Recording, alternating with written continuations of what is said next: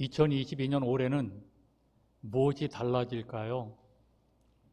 올해는 3월 대통령 선거도 있고 6월에 지방선거, 대형 정치 이슈가 있습니다. 올해는 나는 어떻게 되는 것일까요?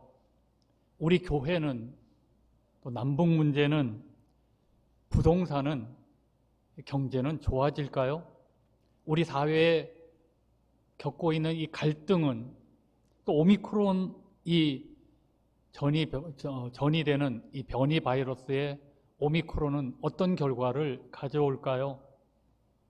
어떻게 변화되는 것일까요? 불안하고 염려되기도 합니다. 정말 올해는 그 어느 때보다도 하나님의 은혜가 절대로 필요합니다. 지금은 유치원을 들어가는 것도 경쟁입니다.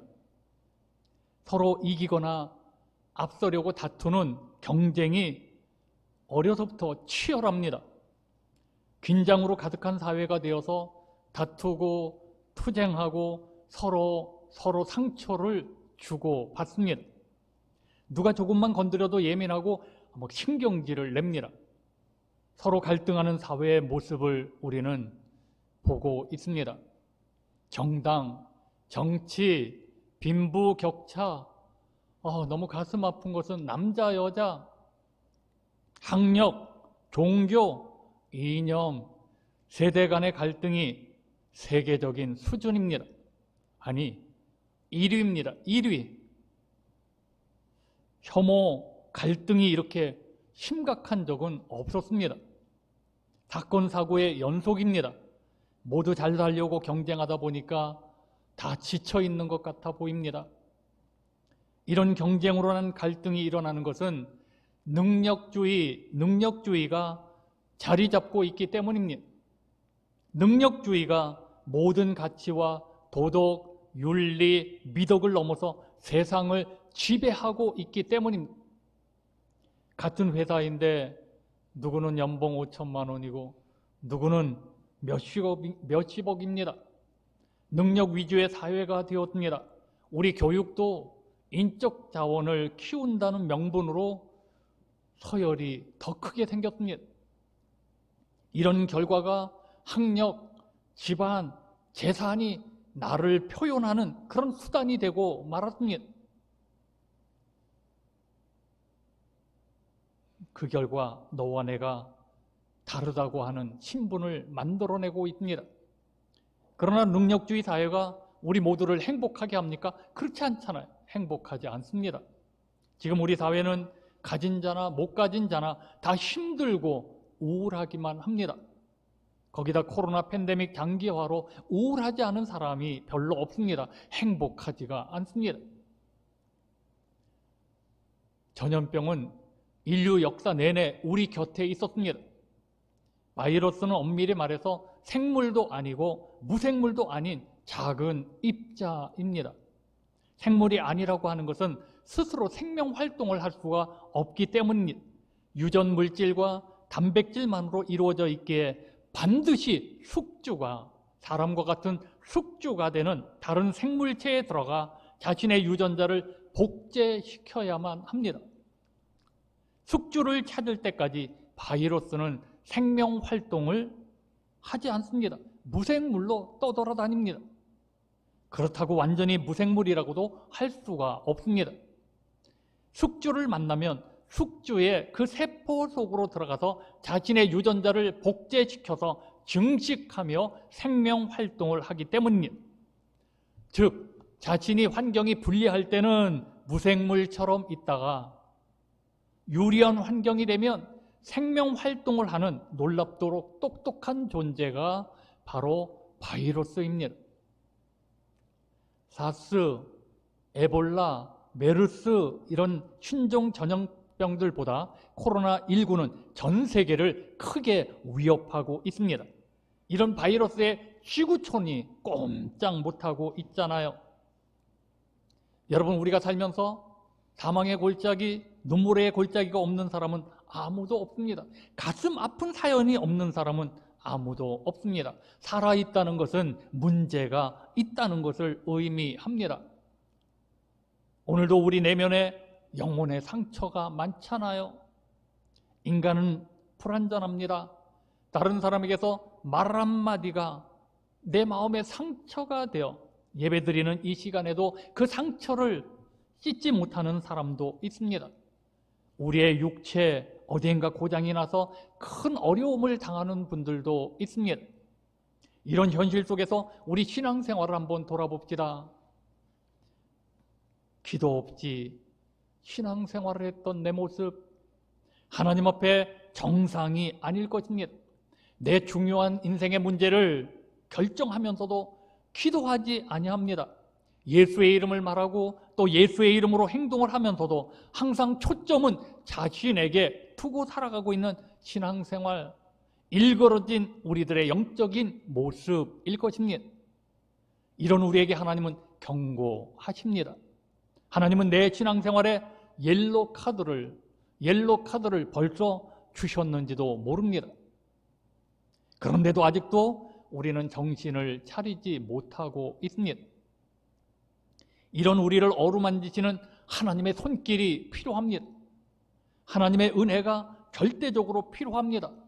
예배 드리는 우리 각자가 일그러져 있는 우리의 모습이 주 안에서 치유되기를 하나님은 바라고 계십니다. 우리가 드리는 예배를 통해서 하나님께서 성령의 기름을 부으사 우리의 영과 육을 치료하시는 축복이 임하시는 우리에게 이런 은혜가 있어야 합니다. 여러분, 다시 돌아갑시다. 하나님께로 돌아갑시다.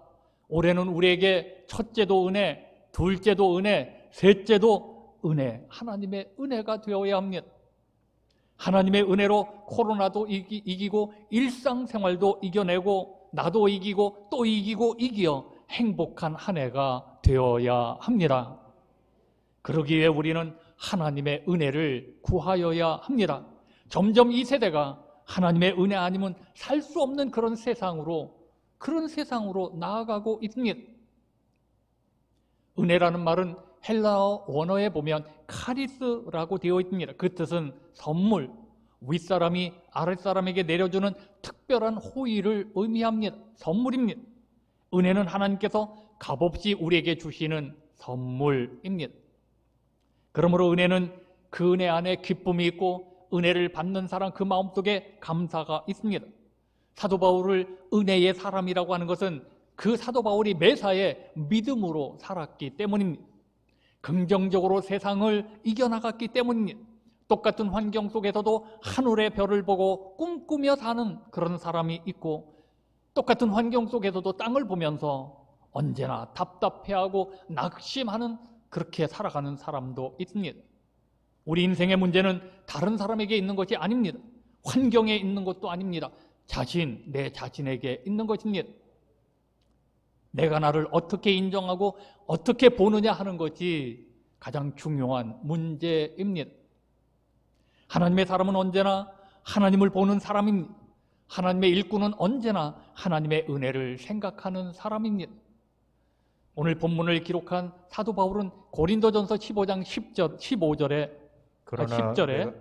그러나 내가 나 된 것은 하나님의 은혜로 된 것이니 내게 주신 그의 은혜가 헛되지 아니하여 내가 모든 사도보다 더 많이 수고하였으나 내가 한 것이 아니요 오직 나와 함께 하신 하나님의 은혜로라. 사도 바울은 나의 나 된 것은 하나님의 은혜라고 고백합니다. 내게 주신 하나님의 은혜가 헛되지 않도록 나는 다른 어떤 사도보다도 더 열심히 충성했다고 그렇게 고백을 합니다. 은혜라는 것은 깨닫는 것이죠. 바울은 은혜를 알고 살았습니다. 그러기에 바울의 삶은 기쁨이 있었고 감사가 있었고 절대적인 충성이 가능했습니다. 그렇습니다. 하나님의 은혜를 많이 깨닫는 것이 은혜입니다. 또 은혜는 하나님의 사랑을 아는 것입니다. 하나님의 이 십자가의 사랑을 바로 알기만 하면 우리는 어떤 일에도 겸손할 수가 있습니다. 또 하나님의 보호와 인도하심을 깨닫는 것이 은혜입니다. 오늘 본문을 통해서 하나님의 은혜를 깨닫고 또 하나님의 은혜를 구하는 그런 복된 예배의 시간이 되시기를 바랍니다. 그 첫째는 올해는 하나님과 함께 일해야 합니다. 자, 본문 1절입니다. 우리가 하나님과 함께 일하는 자로서 너희를 권하노니 하나님의 은혜를 헛되이 받지 말라. 우리가 하나님과 함께 일하는 자, 하나님과 함께 일을 하는 우리라고 합니다. 우리가 하나님을 위해 일하는 것이 아닙니다. 하나님이 우리를 통하여 일하는 하나님의 일꾼을 말합니다. 우리는 모두 하나님의 일꾼입니다.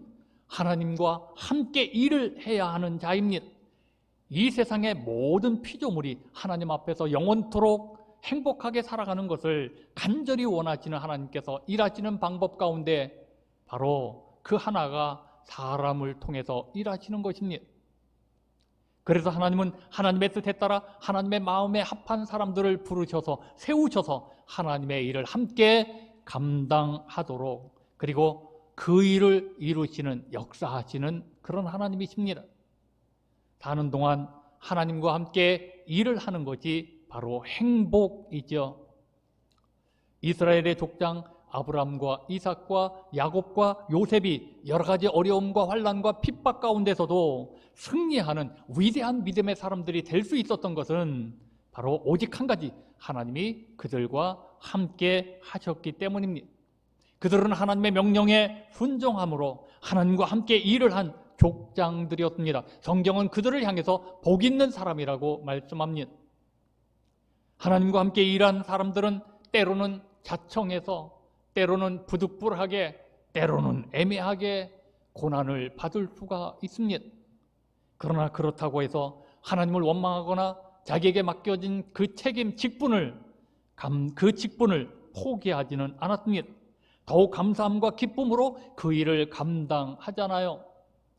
하나님의 일꾼으로 직분을 감당함이 이 세상의 이익을 구함이 아니잖아요. 자기의 이름을 높이기 위해서 일하는 것도 아니잖아요. 세상 사람들에게 인정을 받으려고 하나님과 함께 일하는 것도 아니잖아요. 바울은 복음을 전하다가 감옥에 갇히는 그런 어려움을 많이 당했습니다. 그가 예루살렘의 가난한 성도들을 돕기 위해서 예루살렘에 이르렀을 때 그 동족들에 의해서 감옥에 갇힙니다. 가이사랴에 오게 3년 가까이 갇혀 있다가 로마로 이송이 되죠. 또 로마에서 가택연금의 상태에 있다가 잠시 노임을 받고는, 그리고는 그 로마에서 마지막으로 붙잡혀 지하 감옥에 갇힙니다. 그는 그 지하 감옥에서도, 옥중에서도 찬송하며, 옥중에서도 여러 교회에 흩어져 있는 성도들을 위해서 권면하고 복음을 가르쳤던 사람, 그 일을 계속했던 사람이, 하나님의 일꾼으로서 억울함이 있고 박해가 있고 손해를 보아도 중단할 수 없는 것은 그에게 하나님의 은혜가 있었기 때문입니다. 우리는 하나님과 함께 일을 하는 자입니다. 누구에게나 일하고 싶어도 일할 수 없는 인생의 밤이 옵니다. 기회는 지나갑니다. 기회는 항상 있지 않습니다. 기회를 붙잡아야 합니다. 병석에 누워있으면 일하고 싶어도 일할 수 없잖아요. 경제적으로 밤이 다가올 때가 있잖아요. 그때는 하나님께 드리고 싶어도, 바치고 싶어도 바칠 수가 없잖아요. 한 번 지나간 다음에는 아무리 붙잡으려고 해도 붙잡을 수가 없습니다. 올해에는 하나님이 주신 복된 기회를 놓치지 말고 하나님과 함께 일을 하는 우리 복된 글로리아 가족들 모두가 다 되시기를 바랍니다. 둘째는, 올해는 하나님의 은혜를 헛되이 받지 말아야 합니다. 본문 1절입니다. 우리가 하나님과 함께 일하는 자로서 너희를 권하노니 하나님의 은혜를 헛되이 받지 말라. 은혜를 헛되이 받는다, 이 말은 은혜를 받는다고 하면서 실상은 은혜 없이 사는 것을 말합니다. 또 은혜를 받기는 받았으나 그것을 자기 육체적 정욕에 이용하는 것은 은혜를 헛되이 받는 것입니다. 여러분이 받은 은혜를 헛되게 해서는 안 됩니다. 이 권면의 말씀은 바울이 개인적으로 하는 충고가 아니라 하나님의 명령입니다. 은혜를 헛되이 받는 것은 은혜만 받고 은혜에 따라오는 고난, 은혜에 따라오는 책임을 거부하는 것입니다.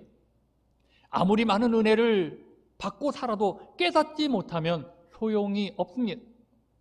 내가 받은 은혜를 깨달아야 합니다. 여러분, 이상하게도 배가 부르면 코가 둔해지잖아요. 근데 배고픈 사람일수록 코가 예민하잖아요. 건강하면 깨달음이 부족해요. 그러다가 병들고서야 많은 것을 깨닫게 됩니다. 깨닫는 것 그리 쉬운 일은 아닙니다. 또 내가 부족함이 없을 때는 하나님의 은혜를 잘 깨닫지 못합니다. 모든 것을 은혜로 보고 은혜로 깨닫고 은혜로 생각하는 것, 이것이 참된 은혜입니다. 건강으로 기뻐하는 사람은 건강을 잃어버리면 기쁨을 잃어버리잖아요. 상실하잖아요. 그러면 안 되잖아요. 안 돼요. 하나님의 은혜는 내가 건강하거나 건강하지 않아도 하나님의 은혜는 계속되는 것입니다. 그러므로 하나님의 은혜를 어떤 경우에 처하든지 헛되이 해서는 안 됩니다. 우리 속담 가운데 호랑이는 죽어서 가죽을 남기고 사람은 죽어서 이름을 남긴다는 속담이 있습니다. 어떻게 해서든지 이름을 남기라고 하는 그런 속담인 것 같습니다. 이 속담이 무수한 호랑이들의 가죽을 벗겼습니다. 이름 남기는 거 너무 좋아하지 마세요. 이름을 남기려고 좋아하다가 망한 사람들 너무 많아요. 참 많습니다. 그 중에 대표적인 예를 들라고 하면 사울 왕이죠. 사울 왕.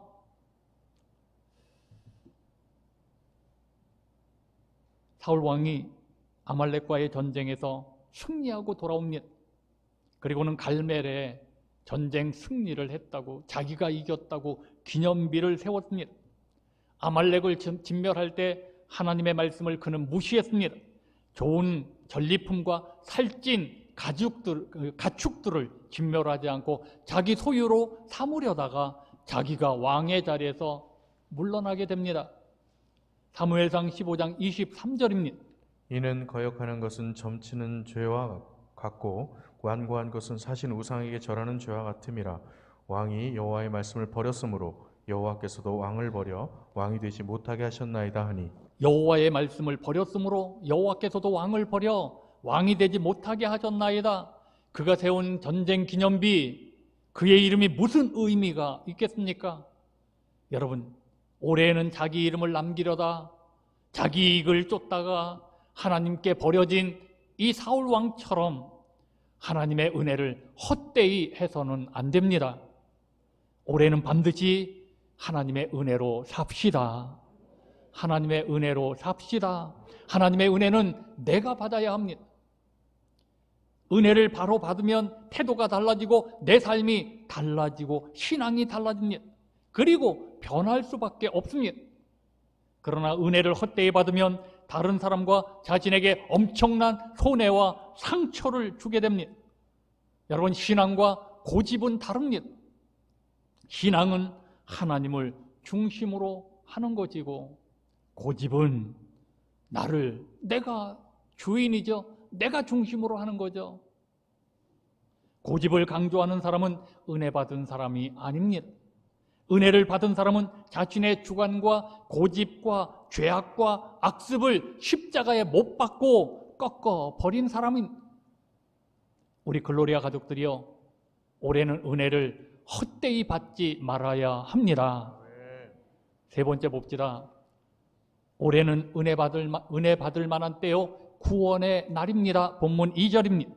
이르시되 내가 은혜 베풀 때에 너에게 듣고 구원의 날에 너를 도왔다 하셨으니 보라 지금은 은혜 받을 만한 때요 보라 지금은 구원의 날이로다. 보라 지금은 은혜 받을 만한 때요, 보라 지금은 구원의 날이로다. 지금은 은혜 받을 때, 은혜를 받아야 할 때라고 말씀합니다. 이 어려운 시기에 지금 받아야 합니다.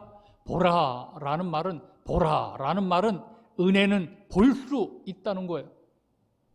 은혜를 받은 사람은 그 모습이 다릅니다. 지금이라는 이 말은 숨을 쉬고 살아있는 순간, 숨을 쉬는 그 순간, 살아있는 그 순간을 의미합니다. 맥박이 뛰고 심장이 뛰고 손발이 움직이고 두 눈이 껌뻑거리고 있는 이 순간을 말합니다. 오늘 지금 우리에게 은혜가 필요합니다. 지금 은혜를 받아야 합니다. 과거나 미래가 아니라 바로 지금입니다. 나 옛날 이렇게 은혜의 생활을 했는데 아닙니다. 지금이 중요합니다. 내게 필요한 것은 지금의 은혜입니다. 그래야 구원의 날에 이르게 되는 것이죠. 누가복음 8장에 보면 예수님께서 여리고로 가셨을 때 오늘 많은 사람들이 지나가시니까 시각장애인이 이렇게 많은 사람이 지나가면서 누구 때문이냐고 물었습니다. 예수께서 지나가신다고 묻는 사람이 답변을 합니다. 이때 시각장애인이 이렇게 말합니다. 다윗의 자손 예수여, 나를 불쌍히 여기소서 소리를 질렀습니다. 사람들이 조용히 하라고 책망을 합니다. 그 사람은 더욱 크게 소리를 높여 다윗의 자손이여, 나를 불쌍히 여기소서라고 외쳤습니다. 그때 예수께서 오라고 하셔 그의 눈을 뜨게 해주시잖아요. 여러분, 예수께서 지나가시는데 시각장애인이 다른 사람의 말을 듣고 잠잠했거나 그 기회를 선용하지 못하고 포기했다면 그분은 평생 시각장애인으로 살았을 것입니다. 우리도 바로 지금입니다. 지금 예수를 찾아야 합니다. 그리고 붙잡아야 합니다. 그래야 구원의 은총, 그 기적이 내게 임하는 것이죠. 영국의 스펄전 목사님이라는 분이 계셨습니다. 이분이 젊었을 때 얼마나 교회 열심히 나가는지 새벽 시간에도 주일 예배, 저녁 예배, 예배 시간마다 참석을 합니다. 그 아버지가 신통하기도 하니까 물었겠죠. 너는 왜 그렇게 예배 시간마다 빠지지 않냐고, 그렇게 다니느냐, 열심히 다니느냐고 그에게 물었습니다. 그때 이 아들이 대답하기를, 어느 시간에, 어떤 예배 시간에 생수의 강이 흐를지 모르니까 빠질 수가 없습니다. 그래서 나는 열심히 예배 시간에 나가고 있습니다. 이러던 스펄전에게 어느 날 새벽 시간에 큰 은혜가 임했습니다. 하나님을 만나는 큰 은혜가 임했습니다. 그리고 그때 목사가 되겠다고 결심을 하고 신학을 공부해서 19세기 인류 모든 사람들이 칭송하는 영국의 위대한 복음 전도자, 복음 설교자 칭송을 받는 사람이 되었습니다. 우리도 예배 시간을 놓치지 말아야 합니다. 어느 회사의 사장이 자기 아내에게 매월 1천만 원씩 생활비를 줍니다. 근데 그 직원 가운데 정말 이 회사에 충성하는 그런 분이 이 사실을 알게 됐어요. 그래서 사장님에게 따집니다. 아니, 사장님은 저에게는 뼈 빠지게 일을 하게 하고 한 달에 250만 원을 주면서 왜 사모님은 왜 여기 그 공장에 와서, 회사에 나와서 일도 하지 않고 집에서 집안일을 하는데 왜 그 많은 돈을 주십니까? 이거 너무 불공평하지 않습니까? 라고 따졌습니다. 아마 이 사람은 자기 월급 올려달라고 그런 것 같아요. 그렇게 항의를 했습니다. 그때 이 사장님이 이렇게 답변을 합니다. 여보게, 자네는 이 회사에 들어올 때 나와 한 달에 250만 원 받고 일하도록 계약하지 않았는가? 나는 그 계약의 법에 따라 월급을 주고 있으니 잘못한 것이 아무것도 없네. 그러나 내 아내하고는 그런 법적 계약을 맺은 적이 없다네. 나는 아내를 사랑하고 그 사랑의 힘 때문에 1천만 원을 기쁘게 주는 것이라네. 자네하고 나와의 관계는 율법 관계, 율법적 계약 관계이지만 내 아내와 나의 관계는 사랑과 은혜의 관계인 줄 당신은 알지 못하는가? 라고 답변을 했습니다. 우리는 하나님과 은혜의 관계입니다. 올해에는 하나님의 은혜로 삽시다. 하나님의 은혜로 살아야 합니다. 우리는 하나님의 자녀들입니다. 하나님의 찬스를 사용해야 합니다. 하나님의 찬스를 사용하기 위해 우리는 은혜를 받아야 합니다. 은혜를 받으려면 하나님을 만나야 하죠. 그러기 위해 하나님께 드리는 예배가 제일 중요합니다. 저를 지금까지 살려주신 것도 전적인 예배를 통한 하나님의 은혜입니다. 여러분, 오늘도 이 자리에 암과 싸우면서 항암 치료를 받으면서 예배를 드리는 분도 있습니다. 참 많습니다. 오늘 그분들은 치료를 받고 또 완쾌 판정을 받았는데 또 재발되었다고 해서 낙심하지 아니하고 또 교회에 나와서 예배를 드리는 분도 있습니다. 정말 심각한 암 수술을 받고 항암 치료하면서도 하나님을 향해 오늘 또 나와 예배 드리는 분도 있습니다. 예배를 통해 하나님의 은혜가 임하는 것입니다. 예배를 통해 하나님의 구원이 임하는 것이죠. 여러분, 하나님의 찬수를 위해서 우리는 예배 시간을 올해는 놓치지 마시기를 바랍니다.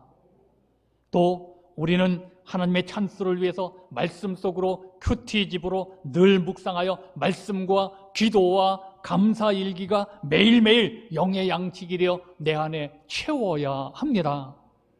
하나님의 은혜를 사모하는 우리에게 하나님의 은혜가 임하고 하나님이 함께 하실 것이 올해는 하나님의 은혜로 다 달라져야 합니다. 나도 달라지고 우리 교회도 달라지고 여러분들도 모두 달라져야 합니다. 여러분, 오늘 본문에 나오는 보라 지금은 구원의 날이로다. 이 구원이라는 말은 우리를 흥분시키는 단어입니다. 구원 안에 숨겨진 의미를 우리가 알 수는 없지만 한 가지 분명한 것은 이 구원 안에 우리의 진짜 필요한 모든 것들이 다 들어있습니다. 구원이라는 것이 죄에서 용서받는 구원, 내가 하나님의 자녀가 되는 구원만을 구원이라고 합니까? 아니잖아요. 원수들에게서 우리를 지켜주시고 또 깊은 웅덩이와 수렁에서 건져주시는 이 모든 것들이 다 구원입니다.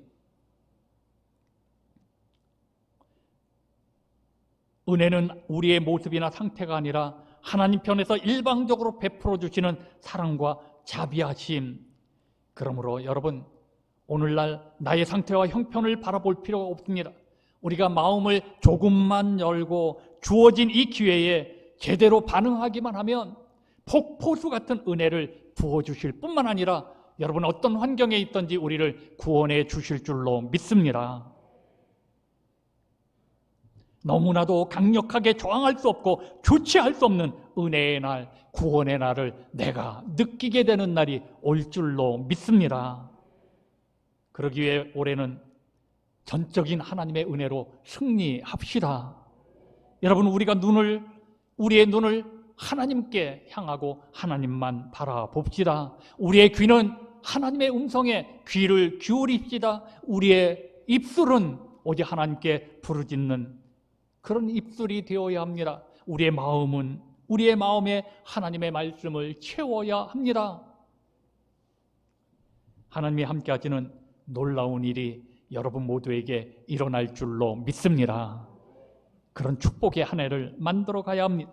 우리 글로리아 가족들은 하나님과 함께하며 하나님과 함께 일을 하는 자로서 구원의 은총으로 늘 승리하고 이기는 복된 2022년 한 해가 되어지시기를 주님의 이름으로 축원합니다. 축복합니다. 우리 함께 찬양하시겠습니다.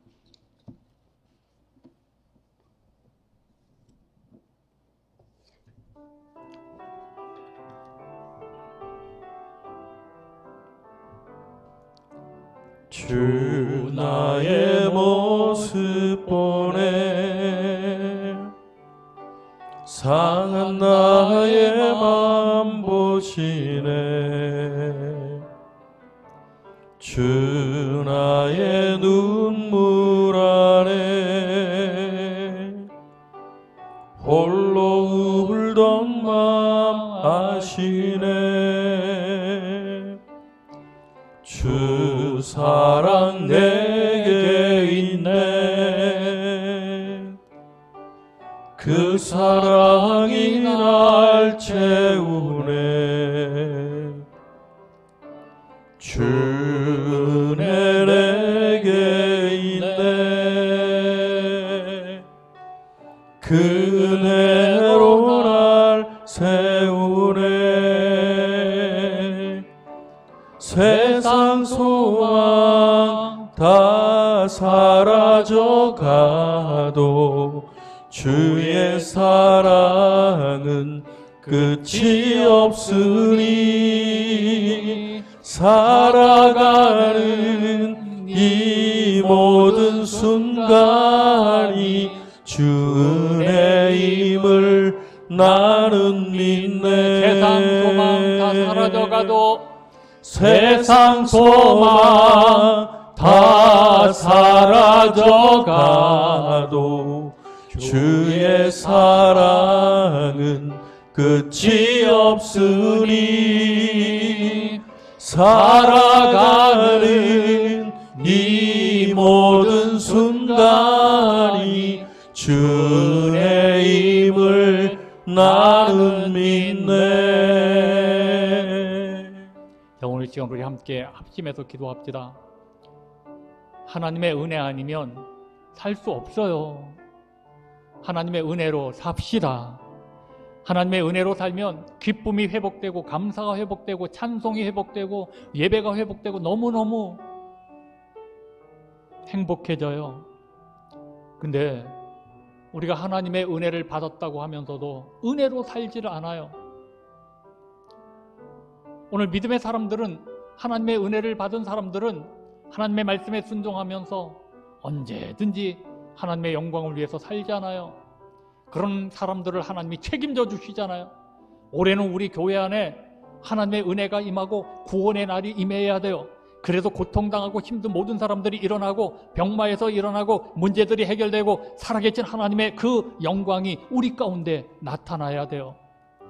오늘 여러분 이 시간 은혜를 사모하는 마음으로 기도합시다. 내가 은혜를 사모하지 못했다면 오늘 내 자신을 내려놓고, 그래 올해는 내게 제일 중요한 것이 은혜다. 은혜를 사모하고 은혜를 구하자. 주여 한번 부르짖고 통성으로 기도합니다. 주여. 아버지 전능하신 여호와 하나님, 오늘도 이렇게 예배에 나왔습니다. 주님 앞에 나와 예배드리는 모든 분들에게 큰 은혜와 주의 복을 내려주옵소서. 하나님의 은혜로 살아야 될 우리들이라. 하나님의 은혜가 내 안에 있는데도 은혜의 아버지쯤에 살지 못하고 세상 것에 얽매이고 마귀의 사탄의 유혹에 넘어져서 쓰러지고 썰어지는 저희들의 모든 모습을 불쌍히 긍휼을 베풀어 주옵시고 이제 오직 하나님의 은혜로 살게 하여 주옵소서. 하나님의 은혜가 임하게 하여 주. 우리 모두에게는 하나님의 은혜가 절대적으로 필요합니다. 하나님의 은혜로 모두 일어서게 하여 주. 올해는 정말 아버지 하나님의 은혜로 일어나서 빛을 발하며 주의 영광을 살아가는 복 있는 심령들을 살게 도와주옵소서. 올해는 하나님의 은혜로 아버지 하나님의 은혜로 가정도 잘 되어지고 아버지 내 자녀들도 잘 되어지고 물질의 축복도 넘쳐나서 마음껏 하나님의 나라로 주의 영광을 살아갈 수 있는 복 있는 심령들이 다 되게 하여 주옵소서. 올해는 정말로 이 하나님의 은혜로 살게 하여 주옵소서. 우리 모두에게 하나님의 은혜를 사모하는 거룩한 마음을 주옵시고 이 하나님의 은혜로 승리의 삶을 살아갈 수 있는